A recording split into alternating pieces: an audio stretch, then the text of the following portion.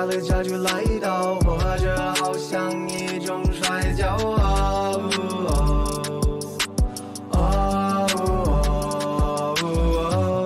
路上绕了全城市，我不倦跑了，终于到了，老朋友才没有少了，真朋友越来越少，我理解越来越好，希望咱赛跑之后会一起庆祝 ，But not now。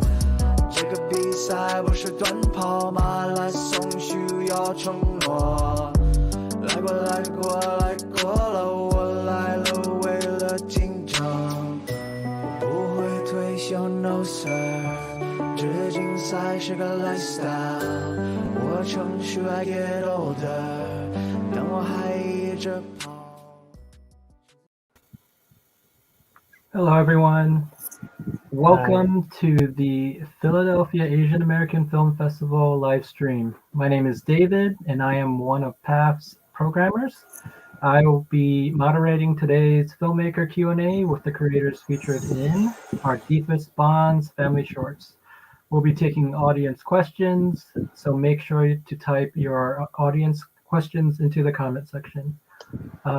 Here, and we have Denise Joe for seeds, and we have Gavin Arukan for the Pakala Kids and Poor Warriors. Thank you and welcome, everyone. So thanks for having us. Yeah, this will be great. So I'm gonna ask a general question for the both of you, which is, what compelled you to tell your story? And we can start with Denise. Sure. So I grew up as the middle child of three sisters. So I've thought a lot about sisterhood over the course of my life. But when I was in the process of developing seeds, I was really reflecting on my experiences growing up and going to China every summer. So I used to spend every summer, spent some time in Shanghai, and my grandmother's house has this window in the kitchen where we would always stand in front of to eat watermelon, and we'd be spitting out watermelon seeds. And that's a core memory for me. So that was kind of where it originated. But also I think just thinking about how complicated sibling relationships can be and how much they've impacted the way that I've grown up and the way that I look at my older and my younger sisters. Great. Yeah. And yeah, for Pakala Kids, well, I'm from the island of Oahu in Hawaii, but I often spent most of my summers as a kid in Kauai, in a little plantation town called Pakala Village. And so this film is kind of a love letter to just spending your childhoods in that little village, because it's just a place where I don't think there was even Wi-Fi. We didn't watch TV. We just ran around, explored, did whatever we could to entertain ourselves. And so I just really wanted to bring that to life in animation. And in terms of the story and things, a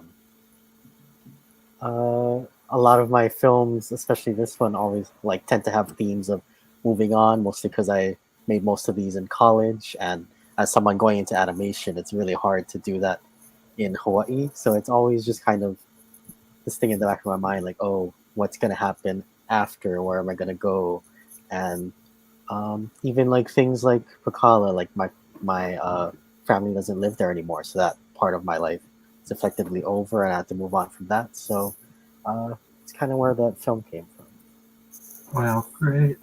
And so, Gavin, what led you to animation?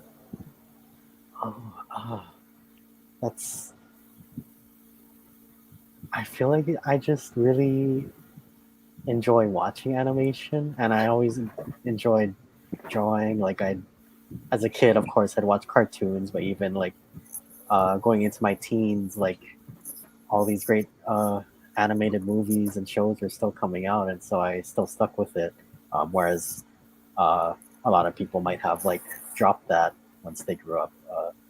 So I don't know, just as someone who enjoyed drawing and enjoyed watching animated things, just kind of led to me wanting to do it as a career. Awesome. And Denise, what led you to filmmaking? Yeah. I mean, I love movies, as most people do. I think growing up, storytelling in all kinds of forms. I think I read a lot when I was a kid as well. Just really showed me how much bigger the world can be. When you're able to create stories, and I think with filmmaking, it's such a unique opportunity to work with so many different kinds of people. I think the collaborative aspect of filmmaking is what kind of kept me in it. I went to college for film and left like madly in love with this medium. I think that it just, there are so many ways to connect with people, and I think that film is a really beautiful way to do that. I think it's a really beautiful way to tell very specific stories, and that are not necessarily universal, but I think that create and encourage a lot of empathy. And that's kind of, that's like everything I love. I think it's a really beautiful way to make community. And yeah, I feel really grateful to have been brought to filmmaking because I feel like it is a very unique art medium, and it also kind of serves this purpose in the entertainment world as something that, like, so many people can watch and connect with, and I think that's really powerful. I mean, I agree. Great. Both you and Gavin, both of your films, and also including Poor Warriors, both of them, all three of them, had very strong relationships. Some of the, I guess all of them sisterly relationships. I know, Denise, you said that you drew a lot upon having two other sisters. Can you, I guess, you and Gavin, just tell us why you decided to put that on screen? Sure. I think that when I started writing seeds during my senior year of college, and this was kind of like my senior film.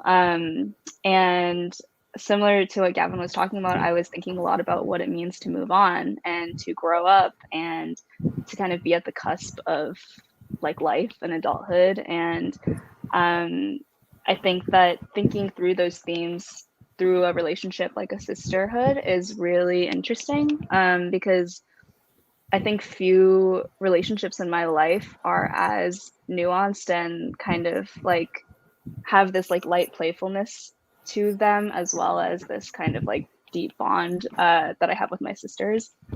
And I wanted to honor that. And I also wanted to kind of explore how people go through these, moments of change in their life where they're kind of caught between two worlds, two decisions. And explore what that space feels like, because a lot of the time it doesn't feel that great. Like, it's like super exciting to be moving towards something new, even bigger, maybe more fascinating, but also extremely bittersweet to leave behind things that you maybe once held a lot tighter, or had a different relationship with. And I think at the time that I was making seeds, I was like really contemplating a lot of these themes and like reflecting on what it meant for me I grew up in California, and I moved to New York for college and spent a lot of time, separated from my family because of that. And yeah, it's just, I think that everybody has that kind of story where they're fighting with what they desire for their independence and for their freedom, and what their obligations and relationships ask of them. So that was definitely something that was on my mind. For college kids, a lot of it was inspired by like me and my cousin. We were the two running around the village, but I really wanted to deviate from that and tell like more of a found family story rather than like direct family. Sure. Just because Well, that village itself, like, I don't remember there being like any other kids. Like, it was just all like old people in their old Sure. homes. So I really wanted to explore like how uh, these two kids who are friends just connected in an environment where like all they really had were each other. Mhm. Like uh, Lonnie's mom appears at the end, but uh, throughout most of it, it's just them and how they're experiencing the world. And I just really wanted to uh, capture the independence of uh, and freedom of being a kid in like a rural environment. And in Pool Warriors, I can't take credit for like the inception of the characters and the relationships. That's our director, Sophia Whalen. Yeah. But I did come up with a lot of the story, and so uh, she had like this group. Well, first of all, like the inception of the characters came from her like desire to for like more female representation. It was very much inspired by like Sailor Moon and Magical Girl shows. Yeah. Um, It's obvious. and and she really wanted like a conflict between them uh, until they eventually like uh, we see the ending where even though they're arguing and like a little bit dysfunctional as a team, like eventually they do come together as friends, and uh, that's what really matters to them in the end, and they'll work together when it comes up. Awesome. So you mentioned Sophia. I'm sad she's not here with us Yeah. today. But so you were the director for Pakala Kids, and Sophia was not was for Poor Warriors. But you Mhm. also had a heavy hand in helping on Poor Warriors as the writer, the art director, I believe. Mhm. How did it feel to not be the director for Poor Warriors? And which one do you prefer more, to be the director or support someone else? Um, Gosh, it's that's kind of a hard question. I'm not sure which I prefer. It's definitely really I really had a lot of fun on Pool Warriors just because it was someone else's world and I kind of got to just play in it, and that was just Sure. really fun. I didn't have the pressure of like uh, coming up with everything myself. But on the Pacala Kids side, like I think it's a really specific story and tone that like not a lot of um, people in animation tend to go for. So like that was really fulfilling to me to like create this thing that's so low key, not as boisterous as most animation is, and Poors is very boisterous. Sure. Um, so it's really hard for me to compare because they're just so different. That working on both, I pretty much worked on both at the same time, and they were just such different Yeah. genres that Yeah. it was just refreshing to bounce back and forth. Like once I get a little tired of doing Call of Kid stuff, I'll go have fun on Pool Warriors, and then I can move on from there. Oh, we lost David. Oh no!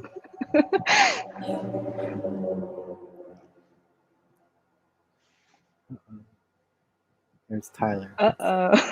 Hi, Tyler. Hello. What Sorry. did you do with David? Um, yeah, so it looks like David might have dropped out for a second, but No worries. we can just keep the chat going while he finds his way back. Great. Oh, there Okay, we I'm go. back. Yay. Sorry about that. All right, I'm gonna Um, bounce out now. Hi, Tyler. Thank you, Tyler. Um, so I did not get your last sentence before I Um, dropped out. I think I just talked about how since there were two like very wildly different in tone and genre, that bouncing in between them Sure, at the sure. same Yeah, time yeah. was really refreshing. So Okay.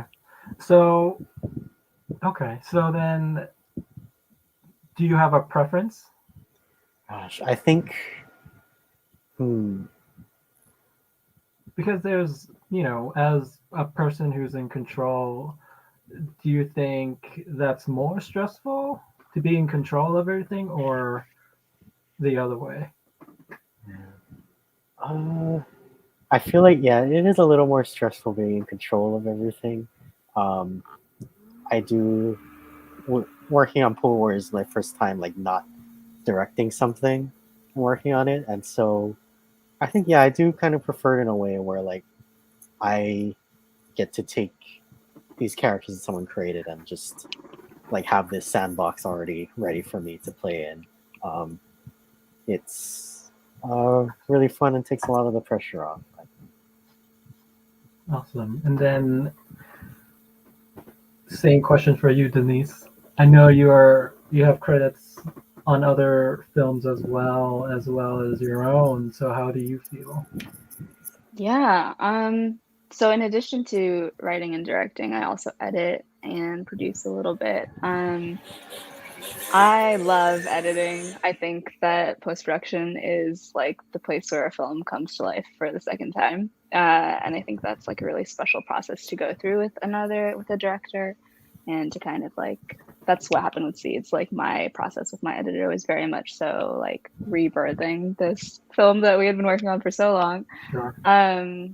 I think it's like all a very different experience. I really value being a part of somebody else's film and being like a piece of another person's kind of puzzle, because I think you learn a lot about how, not only how to make films, but how to like relate to each other. I think that like collaborating with people and like being in close quarters, especially when you're in like a dark edit room and haven't seen daylight for like 6 hours, that's like, a bonding experience. But I think with directing, working with actors and really getting to work with so many people, different department heads, art department, camera department, like, is such a unique learning experience, and like allows you to get out of your own head. I think that was like the experience that I had a lot when I was directing my film, was like really needing other people to share their thoughts and to like be honest and to make it like a true and real collaboration, as opposed to just like, this is my baby and everybody here is like, here to help me. It's like, actually the film process is about like doing this together. So I think in terms of that, I love directing. I think that it's like a really beautiful way to unify a large group of people, and to also like learn more about what you're trying to say based on how other people are reacting to it and how they're kind of giving feedback and stuff. So I will say directing, but I love editing. Okay. Great. Both of your answers are really great. So it takes a lot to make animation as well as live action, and there are many different components. One of the components that's, I guess, very unique to animation is voice acting. And Gavin, can you speak of your experience with, I guess, voice recording and creating dialogue? And I want to say that Sophia was one of the main characters in Poor Warriors, and she was great. Yeah. So for voice acting, I actually had like this really great opportunity to work with the Melee program over at one of the community colleges here in Oahu. I'm blanking on which one. But they like worked on like the Olelo Hawaii version of Moana and things like that. So they had like this really great setup that we were able to use. And one thing personally for me, I do want to hear kind of Denise's experience with directing actors later. But one thing for me, I was like, oh, it's voice acting. I don't need to cast kids in this.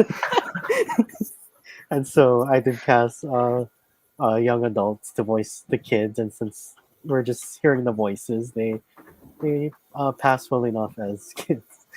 So I could easily like without having to stress too much, in my opinion, do rehearsals and I got both the act. We recorded the moms separately, but I got both the actors for Lonnie and Dixie in at the same time, in the recording booth at the same time. So, uh, and I think because of that, I could capture like this really natural back and forth. They were like laughing together and chatting together, in a way that if I think I had them separately, um, there might have been some like I don't think their relationship would have come across as compelling as it did in the end product. Like their performance really drove my animation later on. Um, and as for Pool Warriors, that one had a lot of trouble in the voice acting part, just because Macaulay Kids wrapped voice acting like right before the whole shutdown thing, Oh, but okay. Pool Warriors was like still in it, and so Wow. we had a lot of trouble like organizing getting people to record from home.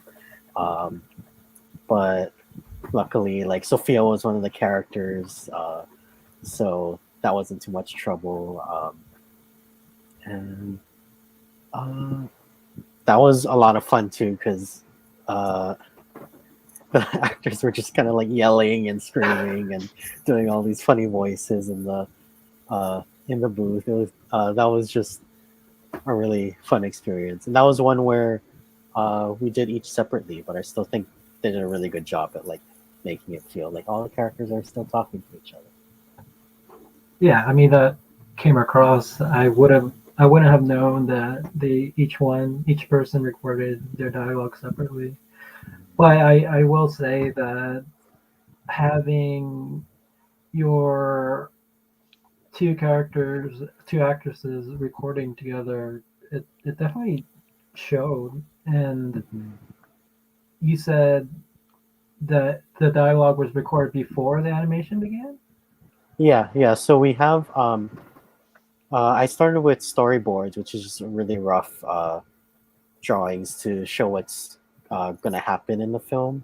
Um, but and then I had the actors watch that and say their lines, and um, that way, me and a couple other animators could take that dialogue and sync it up with our animations, with the lip sync animations. Just uh, that way, rather than like doing the animation first and trying to have the Sure. actors match like temp dialogue or something.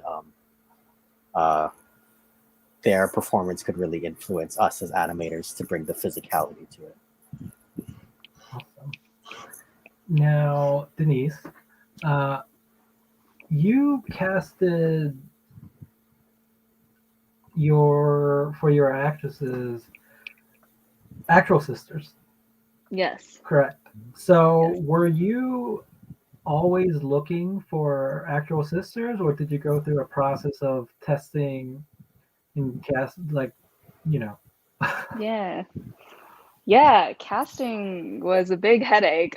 um, our team's dream was to have two actual sisters, just because I think that not only does it make the acting, more believable, I guess, but also I think it is uh, sisters and like real life sisters can bring their own experience to the characters, and I was really interested in developing that kind of collaboration with my actors, as young as they are. And we auditioned a ton of little kids. Some were sisters, some were not. And Charlotte and Lily, we met, and they were like we knew immediately. They're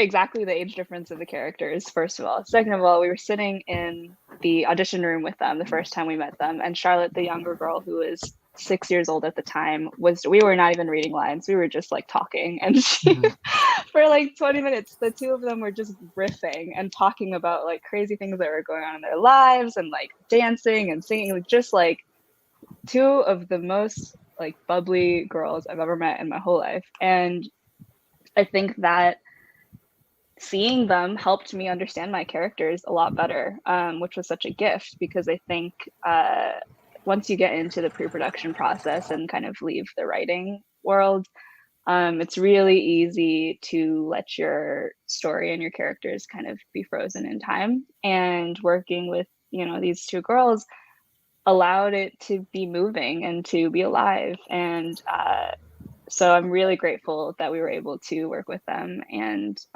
they're amazing. So, what was the actual age gap between the two of them, between Lily and Charlotte?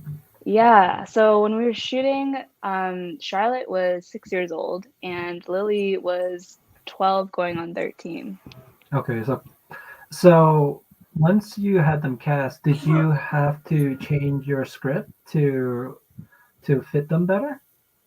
No, I mean, not really. I think that the changes that I made had more to do with like how I was directing them, and like kind of observing their relationship with each other and using that as a way to talk with them and relate with them. And Lily, the older girl, who she was so young when we shot the film, but she is like wise beyond her years, like one of the most mature kids I've ever met. And she honestly, I feel like she co-directed this film with me because half the time was her like, hanging out with her sister and like trying to get her in the zone and us working through the scenes together. So that was really cool, and I think a very, very unique experience that I don't think I would have gotten if I had casted kids who were not sisters. Okay. Yeah. So Gavin mentioned that while recording dialogue for Poor Warriors, the pandemic happened. So when you filmed Seeds, was that during the pandemic?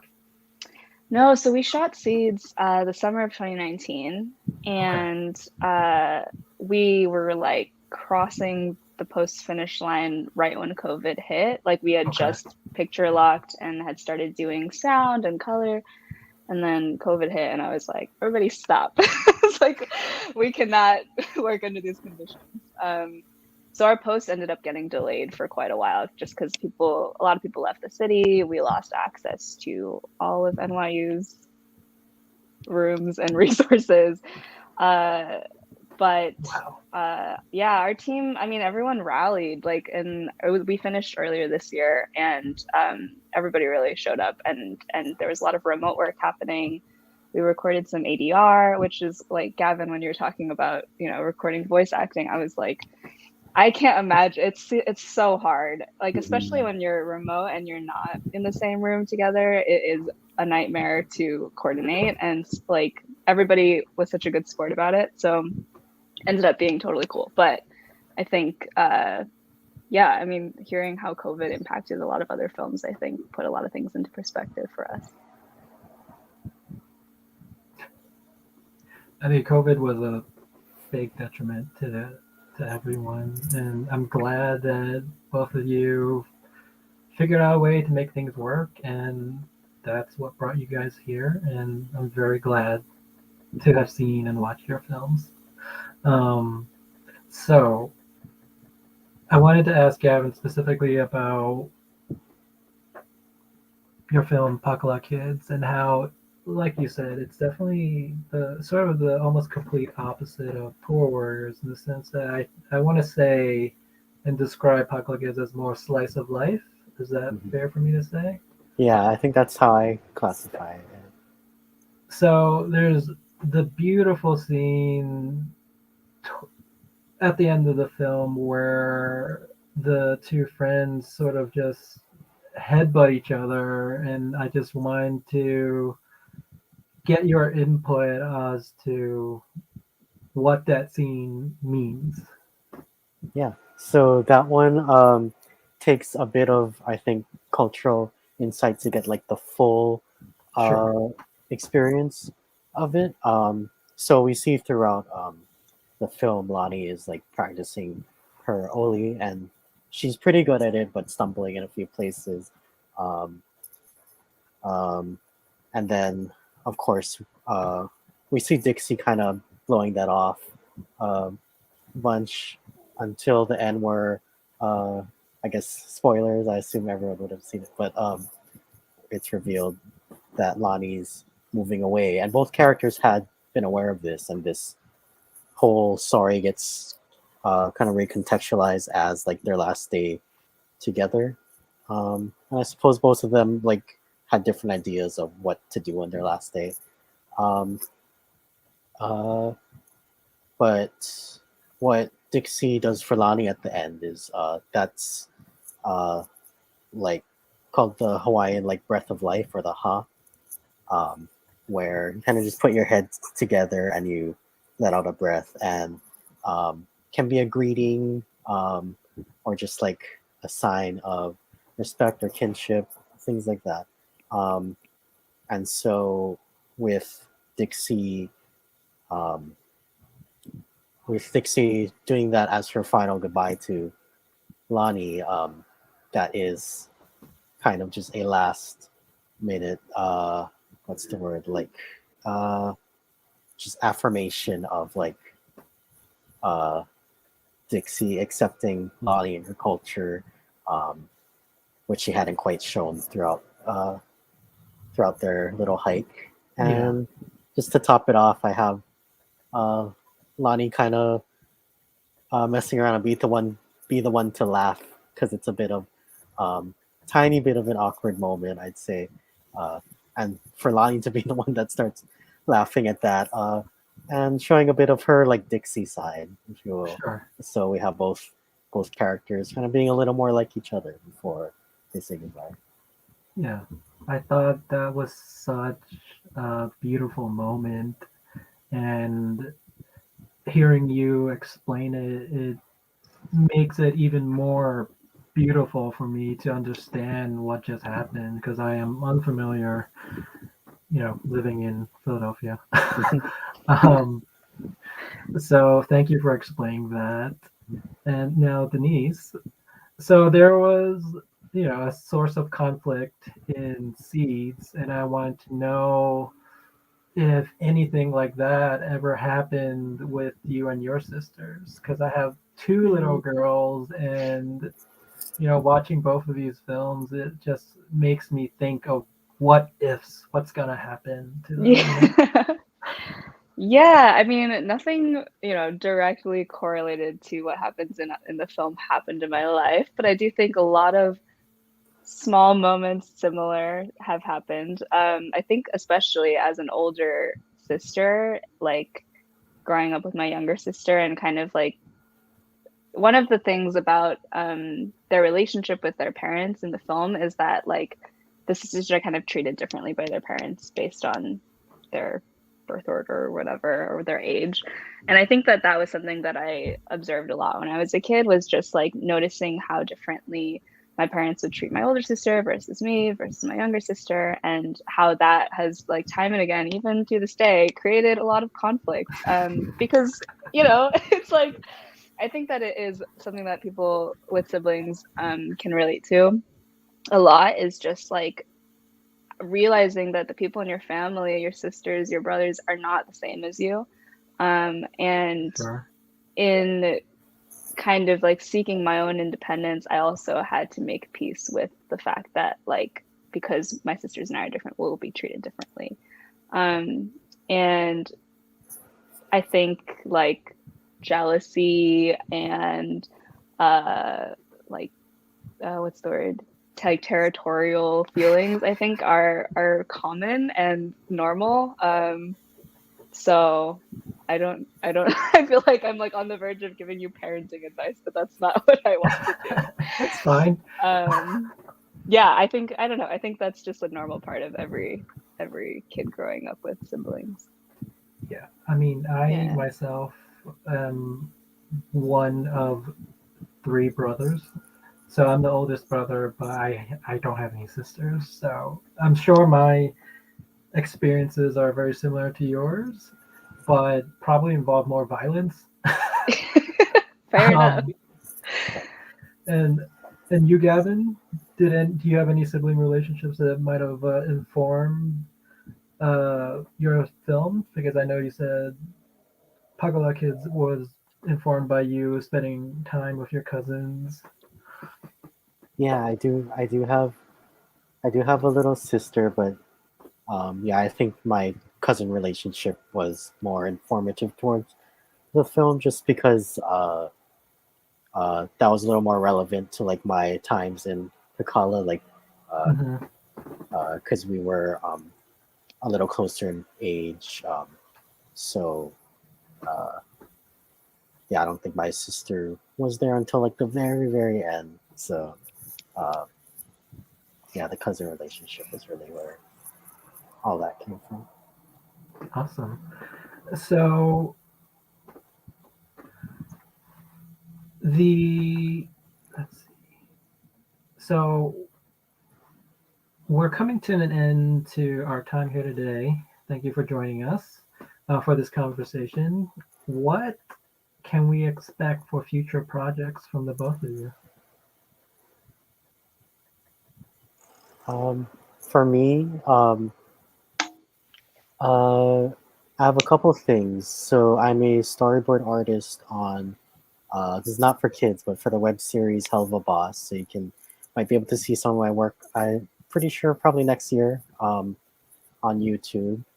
Um, and also as more of a personal project, I'm okay. Wait, before that, I think right now, I can't believe I kind of forgot about this. I was animation director on a Ratuman animated film called Sina Matinirao. It's starting its festival run now. I think right now it's premiering at like literally today, premiering at the Hawaii International Film Festival. I'm sure it'll be at other film festivals, maybe Congrats. this one. So that one's going to be making its rounds soon. And as more of a personal project, I started a webcomic based on Lonnie and Dixie, my Picala Kids characters, Awesome. on Webtoon Canvas. So if anyone wants to see more of Lonnie and Dixie, I'm telling more of their story in comic form because animation is really hard. That's amazing. I will be tuning into this webtoon. Awesome. And congratulations on that other film. I am freelance editing a couple things. Currently working on like a short documentary about the WOW Project, which is a community grassroots organization based here in New York City's Chinatown. And I'm also writing my first feature, which is another coming of age film about a high school senior whose parents are planning to move back to China after she graduates high school. So she's kind of grappling with the idea of not having a home anymore. And yeah, those are the things that I'm working on. Awesome. I forgot to ask you guys one question, which is, do you guys find writing harder than actually putting it into starting, your films? Denise, you want to go first? Sure. Yes. I think writing is so hard. I think that it is like one of the most grueling parts of the process. Just yeah, because I think that like taking the first steps to translate what's in your head onto paper it, like shows you actually how little you know about your story. Like even if it's something that you intimately know and that you really are passionate about, like you have to go through so many steps to really understand what the heck you're actually writing about or making a film about. And I think it gets a lot easier when you have other people kind of like in the flow, at least for me. So I think writing is super hard, but I also think it is a really joyful and intimate experience once you get past the hurdle of, I don't know, having writer's blocks for many, many months on end. Gavin? Yeah, right. I'd say writing is probably the hard, especially just starting, getting that initial story off the ground is probably the hardest. I feel like every time I've made a film and I want to start writing the next film, I'm like, oh, I can't think of anything. Maybe that's the last film I ever made. Like, I've peaked already. Head empty. And even now, I'm like, I haven't really written a film since I guess I do have a screenplay, but I haven't written a film since Macaulay Kids. And back in my mind, I'm like, is that my last good idea? Well, it's not, because you're gonna continue it as Yeah. a comic, right? Yeah. So yeah, I think comic takes a lot of the pressure off because I'm doing more of just a really fun slice of life thing. Sure. But yeah, just getting that initial story is just always really hard to come up with ideas, characters, a story. Because I like telling really small, self-contained stories. I'm not used to like the Pool Warriors, like could be a TV show kind of writing. So Sure. I'm always having to come up with new ideas because I can't. Very few of my ideas can be expanded upon, honestly. So your comic for Pakala Kids, will that be more adventures of I guess before what happens in the animation, correct? Yeah, pretty much a prequel. I just wanted to explore more of their friendship before the film, because all we really get to see in the film is their last date together. Great. I can't wait to read that, because just having two little girls, and it'll be a treat, and hopefully I can read that with them. Yeah, thank you. Hope you enjoy. All right. So I think you guys were fantastic. Thank you for being here. You guys answered every question really well, and I believe we're good. Amazing. Thank you for attending our virtual Q&A today.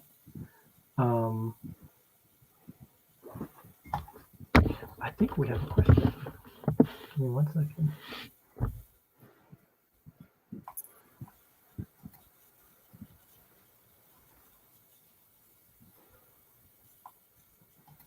Give me one.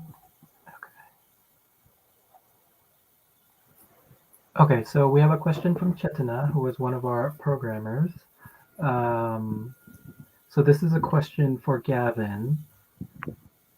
She loved the body positive drawings of the animations on Pakala Kids. Was that a conscious decision in any way?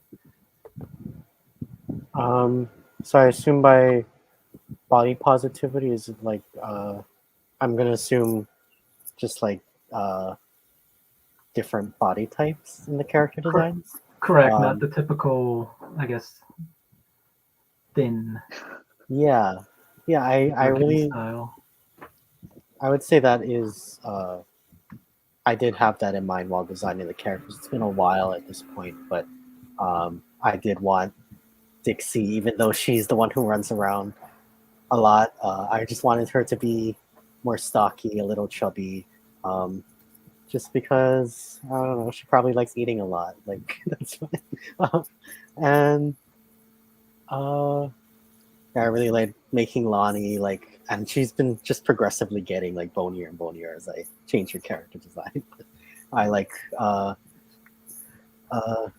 just the difference she has from Dixie, and then I definitely just wanted the mom to be like this huge presence in the film. She only gets like about less than a minute of screen time, but I really wanted her to come in and be memorable, and so she takes up a lot of the screen. And she was memorable. Yeah. Just hearing the voice yell, it's just, I'm sure voice all of us actress have heard is that great, yeah. yell. Awesome. Well, thank you once again. I hope that answered Chetina's question. Thank you all for attending our virtual Q&A today. The Philadelphia Asian American Film Festival is a hybrid this year, with more than 100 films available through streaming online and 6 in-person events held at Asian Arts Initiative. You can find out more about this year's festival program and purchase tickets at paaff.org. Thank you, everyone. Thank you. Thank you.